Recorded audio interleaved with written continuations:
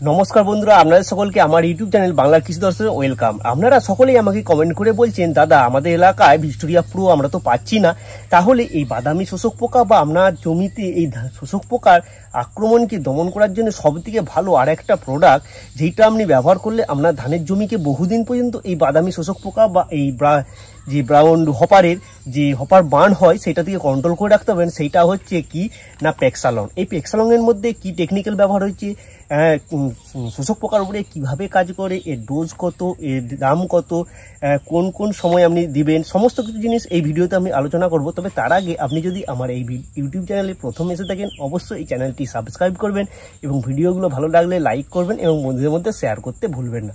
চলুন আমরা আগে দেখে নিই যে এই বাদামি শোষক পোকা বা WPH বা কারেন্ট পোকা কিভাবে ধানের জমিকে আস্তে আস্তে গোড়া থেকে তারা শেষ করে দেয়, সেইটা আমরা আগে একটু দেখে নিই যে হপার বার্ন কিভাবে হয়। তারপরে আমরা আলোচনা করব এই পেক্সালন সম্পর্কে।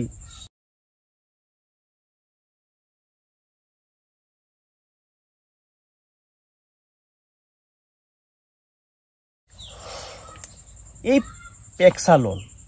পেক্সালন কাটেবা কোম্পানির একটা দুর্দান্ত এবং চমৎকার এবং বহুদিন পর্যন্ত আপনার জমিকে শোষক পোকার আক্রমণ থেকে রক্ষা করার জন্য বের করেছে।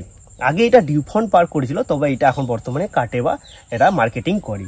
তো এই পেক্সালনের মধ্যে কি ব্যবহার হয়েছে টেকনিক্যাল না ট্রাইফ্লুমেজোপাইরিম 10% WWSC সাসপেনশন কনসেন্ট্রেট, অর্থাৎ এর ভিতরে যে লিকুইডটা আছে সেইটা হচ্ছে গাঢ় বট গাছের আঠার মতো। এই যে লড়াটা দেখতে পাচ্ছেন লিকুইড আছে, আর এইটা জলে দিলেই খুব সুন্দরভাবে জলের মধ্যে কি হয় মিশ্রণ হয়ে যায়। এই পেক্সালন এই যে ট্রাইফ্লুজোপাইরিম কিভাবে শোষকের উপরে আক্রমণ করে না, আমরা ধানের জমিতে যখনই স্প্রে করবেন, এই স্প্রে করার সঙ্গে সঙ্গে এই বাদামি শোষক পোকাগুলো এর কন্ট্যাক্টের মধ্যে আসলেই কি করবে না, এই যে রসগুলো শোষণ করছে আর এই যে টেকনিক্যালটা যেই পড়লো পাতার মধ্যে যেই শোষণ হয়ে গেল না, এর জাইলেম ফ্লোমের মধ্যে দিয়ে কি হয় না এই ওষুধটা আদান প্রদান হতে থাকে। আর শোষক পোকা যখনই এর গোড়া থেকে এই রসটা শোষণ করে এবং সেই রসটার মধ্যে কি আছে না এই ট্রাইফ্লুজোপাইরিমের হচ্ছে অ্যাকশন আছে, তাহলে তার পেটে যখনই পোকা পেটে যাবে সে কি করবে না হঠাৎ করে খাবারটাকে বন্ধ করে দেবে। খাবার বন্ধ করে দিলে কি হবে না আস্তে আস্তে এই টেকনিক্যালটা তার শরীরে কি হয় কোষ বিভাজনকে নষ্ট করে দেয়, খেতে পারবে না, শরীর বিকলাঙ্গ হয়ে যাবে, হয়ে গিয়ে হবে না আস্তে আস্তে দমন হবে। যেই অবস্থা ছিল সেই অবস্থা থেকে আর কোনোভাবেই বাড়বে না, কিন্তু সেখান থেকে আস্তে আস্তে পুরো আপনার ধানের জমিকে নির্মূল করে দেবে।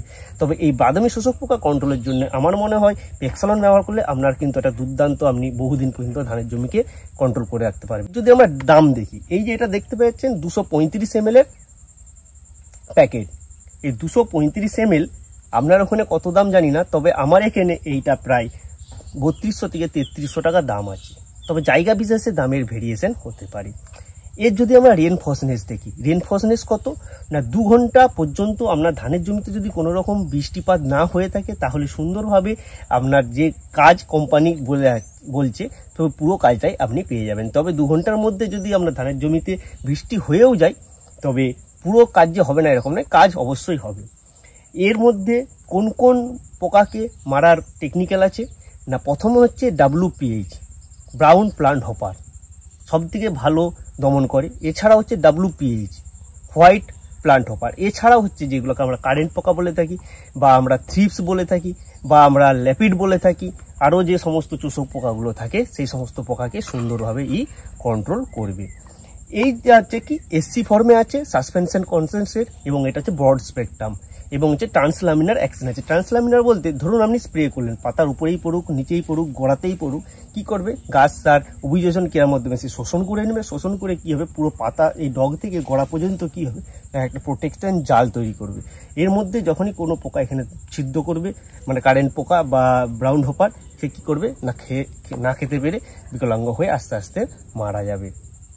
কোন কোন পোকা আমরা জানলাম, কত ডোজ জানলাম, কি টেকনিক্যাল ব্যবহার হয়েছে জানলাম, এবং জানবো এখন কোন কোন ওষুধের সঙ্গে আপনি দিতে পারবেন, কার সঙ্গে দিতে পারবেন না। কোম্পানি বলছে যে কোনো ঔষধের সঙ্গে আপনি মিশিয়ে আপনি স্প্রে করতে পারবেন, তবে তার আগে অবশ্যই আপনারা কোনো একটা কাঁচের পাত্রে মিশ্রণ তৈরি করে মিশিয়ে দেখে নেবেন ফাটছে কিনা, ফাটলে আপনি ব্যবহার করবেন না।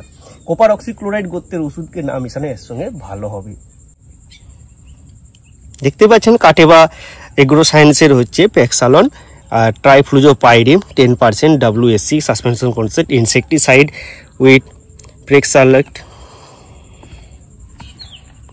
কাস্টমার কেয়ার এখানে দেওয়া আছে, এখানে দামটা 4546 টাকা দেওয়া আছে, তবে জায়গা বিশেষে এই দামের হেরফের হতে থাকে। এখানে দেয়া আছে কোন টেকনিক্যাল কত কাউন্টেন্ট কত হিসেবে দিতে হবে, সমস্ত কিছু জিনিসই এখানে দেয়া আছে।